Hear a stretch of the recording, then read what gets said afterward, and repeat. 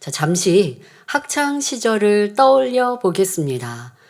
중간고사, 기말고사 등 시험을 치르고 나면 선생님들은 학생들이 시험에서 많이 틀린 문제나 어려운 문제를 다시 풀어주십니다. 이때 공부를 잘하는 학생은 집중해서 듣고 다시 풀어보는데 도리어 성적이 나쁜 학생은 시험 끝났는데 뭐 하며 자기가 어떤 문제를 틀렸는지, 왜 틀렸는지 알고자 하지 않습니다. 그저 점수가 몇 점인지, 성적이 올랐는지 떨어졌는지, 엄마에게 혼날까 혼나지 않을까만 중요하지요. 그렇게 틀린 문제 풀이에는 집중하지 않으니 다음에 그 문제가 또 나와도 또 틀리게 됩니다.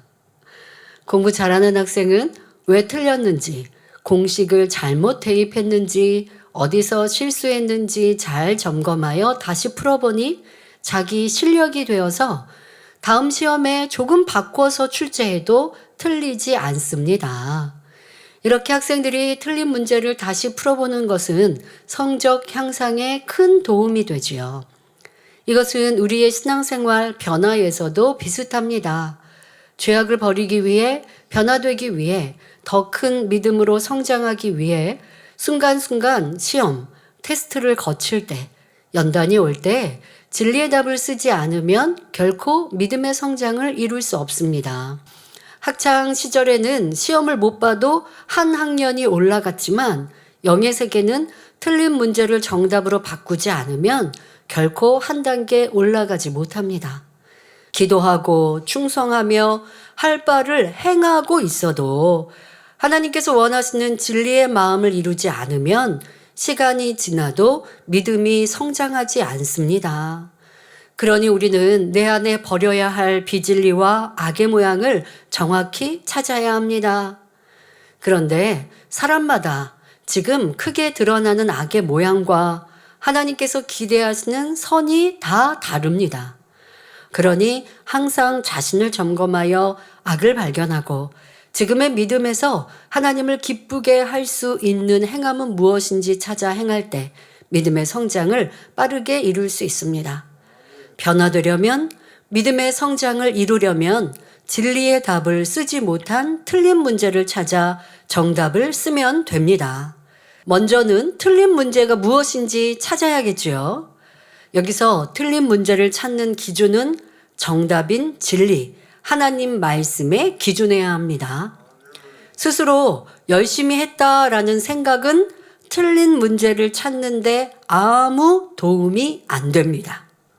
오직 빛이요, 선이신 하나님의 말씀에 비추어 자신을 돌아보아야 하지요. 특별히 현재의 말과 행동, 생각과 마음을 들은 말씀으로 비추어 보면 죄악, 틀린 문제를 쉽게 발견할 수 있습니다. 자, 그때 먼저는 육체의 일부터 찾아보시면 돼요. 내 안에 다툼, 짜증, 혈기. 자, 이제 입술로 나오죠. 표정으로 나오지요. 자, 거짓말. 자, 약속을 어기고 이랬다 저랬다 하는 변개함 찾아야지요. 불평, 원망의 말, 험담, 수근수근 등 행함으로 이렇게 짓고 있는 죄를 찾아야 합니다.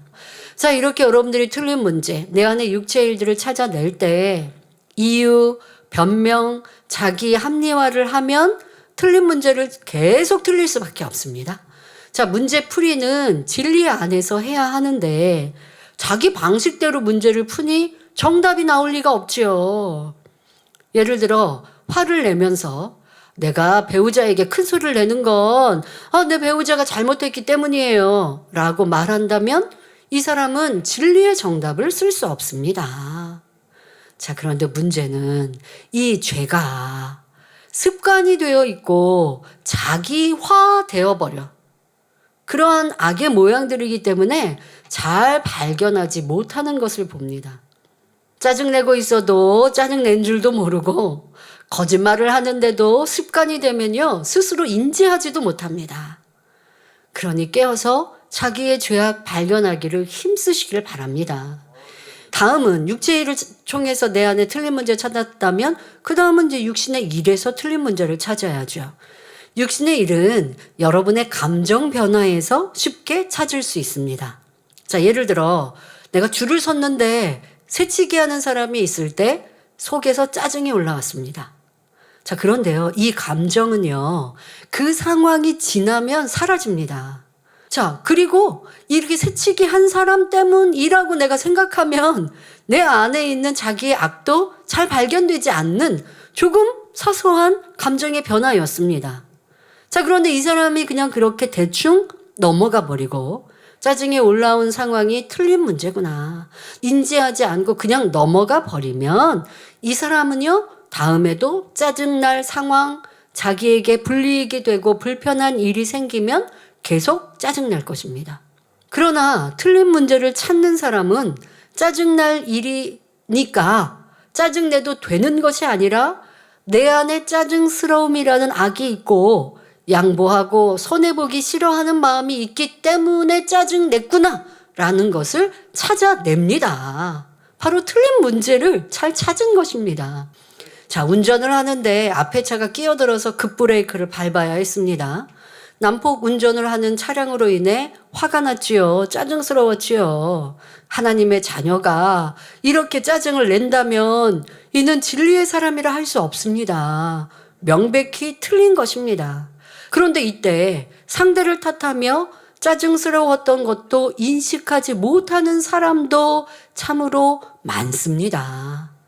그러나 어떤 상황 속에서도 진리, 항상 기뻐하라 하신 말씀을 떠올리며 자기의 감정을 살피면 짜증을 발견할 수 있습니다. 이렇게 자신의 감정을 선과 사랑, 진리를 기준하여 궁구하면 틀린 문제를 쉽게 찾을 수 있습니다. 이렇게 하나님 말씀에 죄라고 하신 것을 기준하여 자신을 돌아보니 버려야 할 악이 너무도 많아서 언제 다 버리나 하고 힘들어 하는 분들이 계십니까? 그래서 조금 더 쉬운 방법을 알려드리겠습니다. 자, 자주 틀리는 것, 또 같은 곳에서 반복적으로 틀리는 것을 찾으십시오. 자, 많은 죄악 중에 현재 자꾸 드러나는 악의 모양이 있습니다. 어떤 이는 미움, 어떤 이는 서운함, 어떤 이는 간음, 어떤 이는 혈기일 수 있습니다. 자, 변화를 위해 기도할 때면 그저 영으로 들어가게 해주세요. 악은 모양이라도 버리게 해주세요. 미움, 시기, 질투, 교만, 내가 기억나는 건 다 나열하고 이런 거 없게 해주시고요. 버리게 해주세요. 하면서 내가 알고 있는 죄는 다 나열합니다. 하지만 내게 가장 큰 문제가 되고 반복하여 틀리고 있는 것을 모른다면 변화가 더딜 수밖에 없습니다. 삶에서 자주 드러나는 악의 모양을 찾아서 그것부터 빼내면 됩니다. 이를 다른 표현으로 죄악의 큰 뿌리라 할 수 있는데 이것을 찾아 공략하는 것입니다. 많은 죄성이 서로 연결되어 있기에 큰 뿌리를 발견하여 버리면 그와 연결되어 있는 악의 모양도 함께 빠져나갈 수 있습니다. 자, 예를 들어 나를 돌아보니 부정적인 말을 하는 습관이 있습니다. 감사하고 좋은 일을 말하기보다 불편하고 싫은 것을 말합니다. 자, 이런 모습을 깨달았다면 이를 놓고 힘써 기도하며 삶에서도 계속 주의해야 합니다. 싫다, 힘들다, 어렵다, 아유, 저 사람은 왜 저렇게 할까? 왜 나만 수고해야 하나? 하는 등 이런 부정적인 말은 기쁨, 감사도 아니고 주님을 의지하는 믿음도 아님을 궁구하다 보면 깨우쳐지죠. 그러면서 얼마나 많은 부정적인 말과 생각이 있는지 점검하며 매일매일 기도하는 것. 이게 틀린 문제를 풀어가는 방법입니다. 자, 같은 곳에서 반복적으로 틀리는 거. 이거 이제 여러분 틀린 문제 찾는 데 있어서 좋은 팁이라고 말씀드렸습니다. 몇 가지 예를 한번 들어보겠습니다. 열심히 충성하는 일꾼이 있습니다. 봉사하고 헌신할 곳이 있으면 기쁘게 달려가죠. 그런데 때때로 지치고 성령 충만함을 잃습니다. 이럴 때 자기를 궁구해야 합니다. 언제 은혜가 떨어지는지, 어디서 틀리고 있는지 찾아내야 합니다. 열심히 충성했는데 지적을 받으면 힘들고 기운이 빠집니다. 또 나를 궁구해 보니까 다른 사람이 칭찬받으니 함께 기뻐하지 않고 또 다른 사람이 칭찬받을 때 내 헌신이 떠오르면서 충만함이 떨어집니다. 자, 틀리고 있는데 왜 틀린지를 지금 찾아가고 있는 거예요. 어떤 사람은 열심히 충성하는데 불같은 기도를 하지 않는 것이 또 문제일 수 있습니다.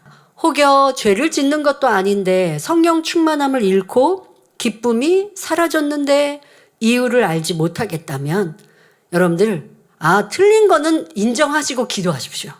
그러면 내 안에 있는 악을 또 내가 잘못했던 것들을 깨우쳐 주십니다. 인정받고자 하는 마음, 칭찬받고자 하는 마음이 있고 자기가 앞서고자 하는 교만함도 있으며 다른 사람의 수고는 칭찬하지 않는 시기도 있었다는 것을 깨우쳐 주시지요. 기도를 쉬거나 중심 다해 기도하지 않고 충성했으니 하나님의 일을 내 능력으로 하는 것이므로 당연히 성령 충만함이 임할 수 없는 것이고요. 자, 이렇게 틀린 문제를 찾아 진리를 대입하여 성령님과 함께 기도함으로 틀린 것을 풀어가야 합니다. 어떤 사람은요, 틀리는 일이 1년에 몇 차례 정기적으로 올 수도 있습니다. 예를 들어 여장년 중에는요, 명절에 시댁에 갈 때 그때 틀려요. 시댁과의 관계에서 틀릴 수 있습니다. 어떤 분은 정기적으로 틀리는데요, 연말 총회 씨가 될 수도 있어요. 나는 큰 일꾼으로 선출되기를 바랬는데 떨어지니까 충만함을 잃는 사람도 있습니다. 자, 이때 그 문제에 대해서 진리로 선과 사랑으로 다시 풀어보시는 것. 앞서 말씀드린 대로 믿음의 선진들, 주님이시면 어떻게 하셨지? 라고 해서 정답을 여러분들이 비추어서 내가 당했던 문제를 풀면 더 쉽게 문제를 풀 수 있습니다. 그러면 틀린 문제를 정확하게 찾을 수 있는 것이지요. 자, 또 틀린 문제를 찾을 수 있는 상황 중에 하나는 연단회 때 드러난 악의 모양이나 선과 사랑, 믿음을 내보이지 못한 자신의 모습입니다. 평상시에 드러나지 않던 악이나 부족함이 연단회 때는 잘 드러난다 말씀드렸지요. 욥을 통해 알 수 있었습니다. 그러니 연단이 지난 후에도 그 당시 자기를 돌아보며 계속하여 기도하고 변화시키면 신속히 믿음의 성장을 이룰 수 있습니다. 자, 예를 들어서 성도 간에 돈거래를 하지 말라는 말씀을 기억하며 평상시는 어길 일이 없었습니다. 그런데 어느 날 급히 물질이 필요한데 가지고 있는 돈이 없으니 믿음의 형제에게 빌려달라고 했지요. 그런데 이때 상대가 돈거래 하지 말라고 하셨는데 왜 나한테 돈을 빌리냐고 그럴 수 없다고 하며 거절을 했는데 마음이 조금 좋지 않았습니다. 그러면서 생각했죠. 나도 말씀을 잘 알지만 너무나 급해서 어렵게 그것도 조심히 부탁했는데 어떻게 저렇게 얘기할 수 있나? 또 상대가 말을 할 때 조금 지적하듯이 얘기를 했으니 마음이 불편했고 그런 생각이 들었습니다. 자, 그런데 다행히도 어떻게 어려움을 넘길 수 있었지요.